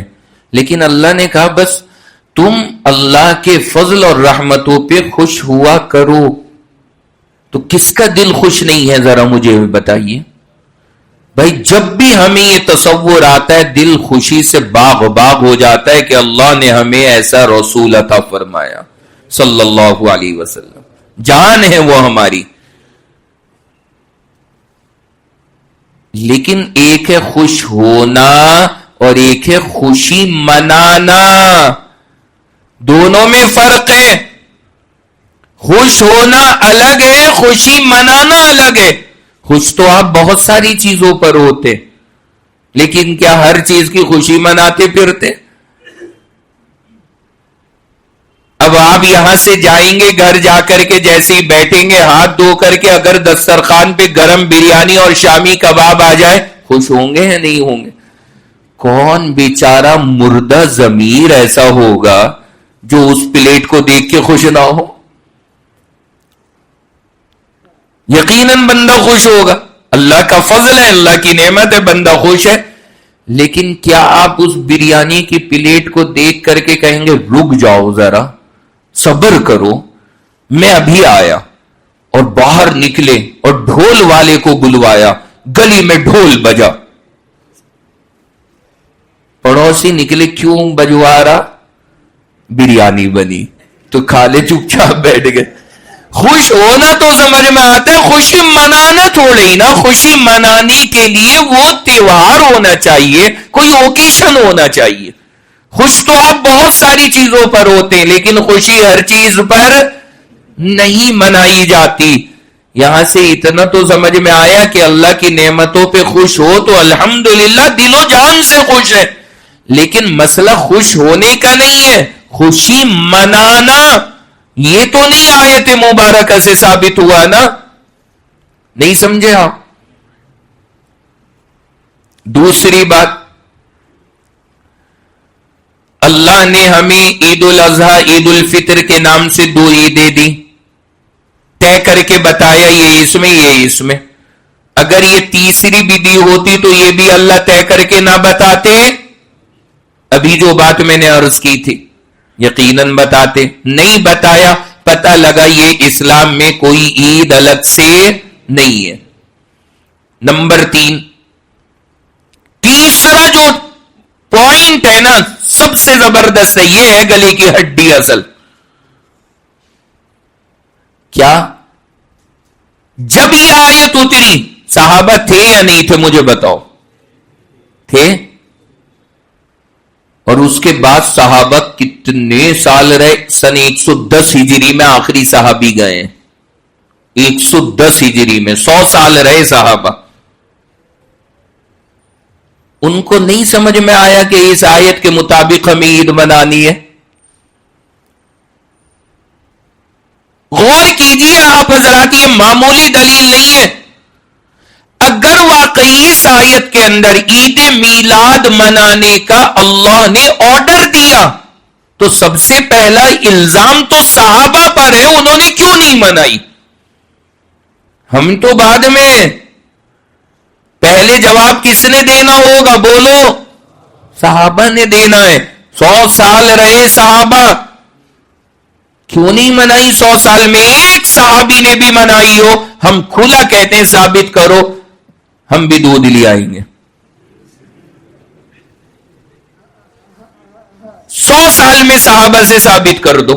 شیر ہمیں بھی بڑی پسند ہے, بڑے شوق سے کھاتے ہیں. ہم تو بغیر عید میلاد النبی کے موقع سے ہی بنوا لیتے.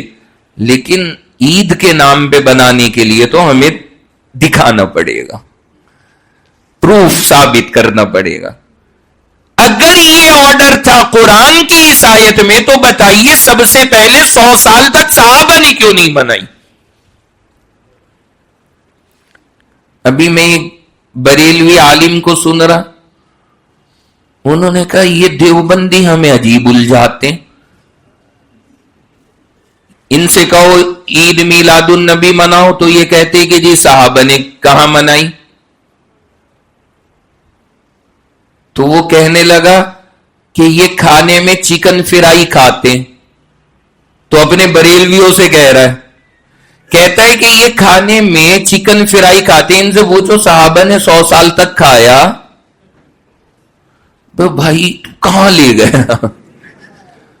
اور جب یہ جملہ کہا نا، بس وہی بات جو میں عرض کر رہا ہوں، جتنے گرین بیٹھے تھے سب سبحان اللہ سبحان اللہ، یو نوٹ لے بھائی، اور وہ بھی خوش ہے، مزہ آ گیا. کیا بات کہی ہے اس نے، 100 سال میں چکن فرائی صحابہ نے نہیں کھایا تو آج ہم کھا رہے ہیں. تو عید میلاد النبی 100 سال میں نہیں بنائی صحابہ نے تو آج ہم منا رہے ہیں، کیا حرج کی بات ہے؟ بابو یہ نہ آپ اپنے لوگوں کو بنا سکتے ہو، یہ جو ہمارے والے بیٹھے ہیں نا یہ نہیں بنتے الحمدللہ. یہ تو ہم سے بھی کاؤنٹر سوال کرتے ہیں کہ جواب دیجیے آپ اس بات کا. یہاں اندھ بھکتی نہیں ہے، ہر چیز یہ پروف سے مانگتے ہیں. فرق کیا ہے دونوں میں؟ ہم چکن فرائی نہ عبادت سمجھ رہے ہیں نہ فضیلت سمجھ رہے ہیں، ہم تو دنیا کی زندگی سمجھ کے کھا رہے ہیں. مسئلہ اس میں نہیں ہے، مسئلہ اس بات میں ہے کہ جب آپ دین کا حصہ سمجھ کے کرو گے تب دلیل دینی پڑے گی. نہیں سمجھے؟ جس دن میں یہ کہوں کہ چکن فرائی کھانے پر 2000 نیکیاں ملتی ہیں، 1000 گناہ معاف ہوتے، اس دن آپ ہم سے آ کے دلیل مانگنا، دلیل دو مفتی صاحب، دلیل کہاں ہے؟ اور دینی پڑے گی دلیل، کیونکہ اب میں نے اسے دین کا حصہ بنا دیا. اور نارملی یوز کرو، ہم کب کہہ رہے ہیں یہ دین کا حصہ ہے؟ کوئی ساری زندگی نہ کھائے اس کی آخرت پہ کوئی فرق نہیں پڑے گا، لیکن جب آپ کوئی ایکٹیویٹی کوئی کام کرو گے دین کے نام پہ تو دلیل دینی پڑے گی. ارے سمجھ میں آیا؟ ایک ان کے یہاں ہے وہ جھارکھنڈی بابا، مقرر بڑے عجیب و غریب ہیں، جھارکھنڈی بابا. وہ کہہ رہا کہ دیوبندیوں نے ہم سے پوچھا کہ جھنڈے لگانے کی دلیل کہاں ہے، کس کتاب میں؟ تو کیا جواب دیتا ہے؟ ارے دیوبندیوں جھنڈا کتاب میں نہیں بانس میں لگتا ہے، تم کتاب میں کیوں ڈھونڈ رہے ہو؟ بانس میں لگا ہے. اور وہ کہے واہ واہ واہ واہ واہ واہ واہ، اور ہم بھی کہتے ہیں یار واہ واہ واہ کیا بنایا. اور مطلب یہ بھی گیا وہ بھی گئے، پتہ نہیں کیسے لوگ ہیں. چھتائی بنتی ہے اس پر تو ایسے مقرر کی. یہ کوئی دلیل ہے کہ جی دلیل مانگی جھنڈا کہاں لگانے کی دلیل کیا ہے؟ بتا رہے کہ جی جھنڈا کتاب میں نہیں بانس میں لگتا ہے، لو یہ دلیل ہے. کمال کر دیا اللہ کے بندو، کچھ تو عقل سے کام لو، کچھ تو عقل چلاؤ.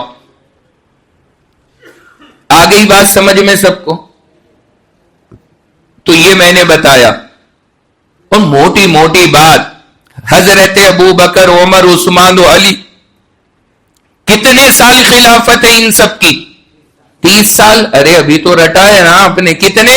30 سال. اور پھر 20 سال حضرت معاویہ کے، 60 سال تک تو صحابہ کی خلافتیں رہی ہیں. اس میں شروع کے 10 حضور کے نکالنے تو 50 سال تو صحابہ کی خلافت ہے. انہیں یہ آیت نہیں نظر آئی تھی کہ ہمیں اس آیت کے مطابق میلاد النبی منانی ہے؟ ایک کہہ رہا کہ جی اس لیے نہیں منائی کہ اس زمانے میں نہ لائٹیں تھی نہ یہ تھے نہ وہ تھے، اس لیے نہیں منائی. تو چراغ تو تھے، لالٹین تو تھی.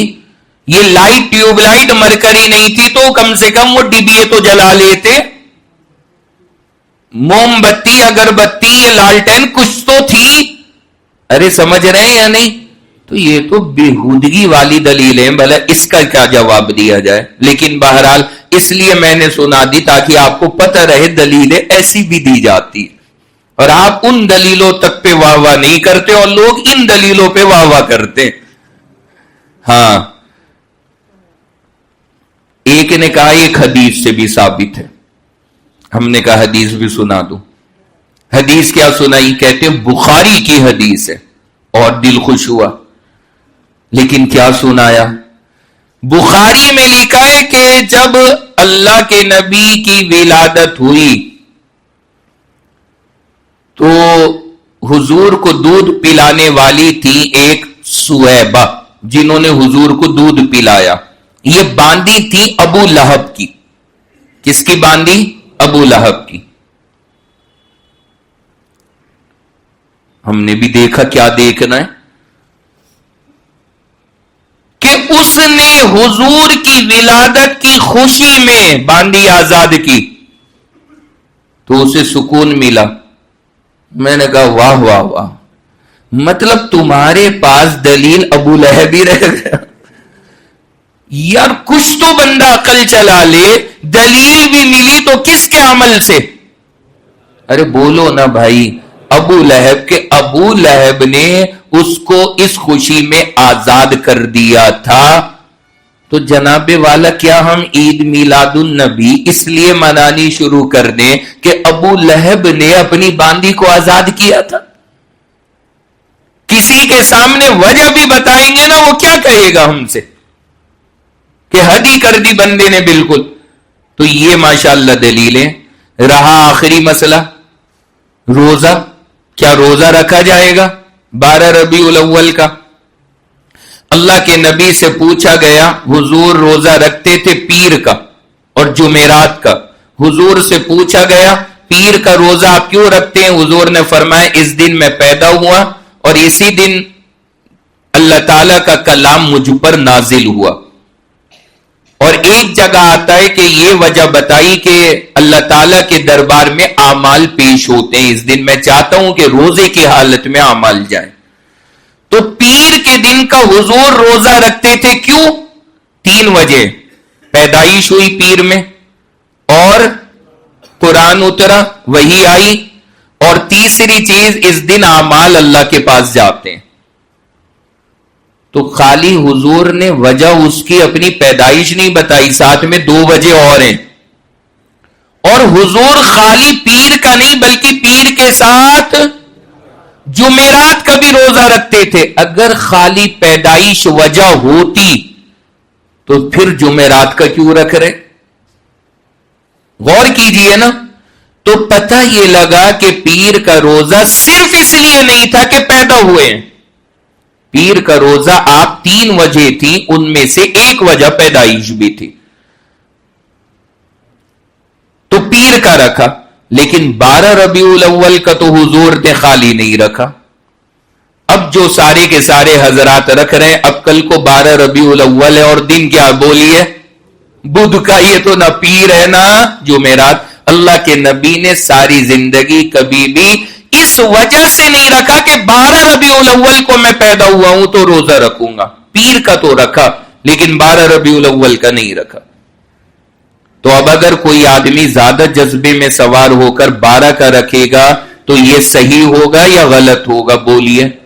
غلط ہوگا، کیونکہ یہ تو حضور سے بھی آگے جانے کی کوشش کر رہا ہے۔ اللہ کے نبی نے بھی نہیں رکھا 12 کا اپنی ولادت کی وجہ سے، اور یہ 12 کا رکھ رہا ہے، اس لیے یہ عمل صحیح نہیں ہوگا۔ تو یہ ہے جو باتیں مجھے آپ کے سامنے عرض کرنی تھی۔ تو چونکہ عید میلاد النبی کا یہ موقع تھا تو 2-4 باتیں آپ کے سامنے رکھ دی ہیں۔ اللہ تبارک و تعالی سے دعا فرمائے اللہ مجھے آپ سب کو ان تمام باتوں پر عمل کی توفیق عطا فرمائے، صحیح عقیدے پر اللہ قائم فرمائے، اور گمراہی سے اللہ ہم سب کی حفاظت فرمائے۔ دعا فرما لیں۔